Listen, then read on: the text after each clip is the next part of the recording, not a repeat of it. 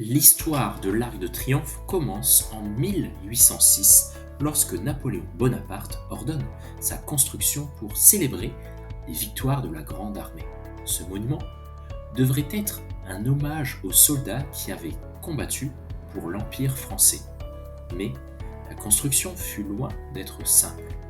Elle a duré 30 ans et s'est achevée en 1836, bien après la chute de Napoléon. C'est l'architecte Jean-François Chalgrin qui en a conçu les plans.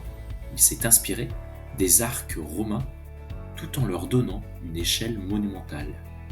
L'arc de triomphe mesure 50 mètres de haut et 45 mètres de large, une véritable prouesse pour l'époque. L'arc de triomphe est bien plus qu'un simple monument, c'est un véritable livre d'histoire sculpté dans la pierre. Sur ses murs, vous trouverez les noms des batailles victorieuses de Napoléon, ainsi que ceux de 558 généraux français.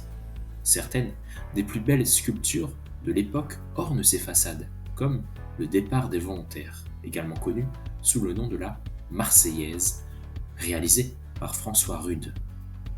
Depuis 1921, l'Arc de Triomphe est aussi le lieu de la tombe du soldat inconnu, en hommage aux soldats morts pour la France lors de la Première Guerre mondiale.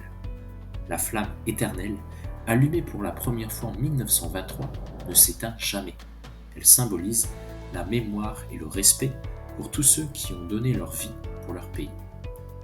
L'Arc de Triomphe est également un lieu central des grandes cérémonies nationales. Chaque année, le 14 juillet, le défilé militaire passe sous l'arc. De même, les célébrations de la victoire de 1945 ou encore les hommages officiels y ont lieu. Mais c'est aussi un monument qui appartient à tous les Français et même au monde entier. Des millions de visiteurs viennent chaque année admirer ce chef-d'œuvre et profiter de la vue imprenable depuis son sommet.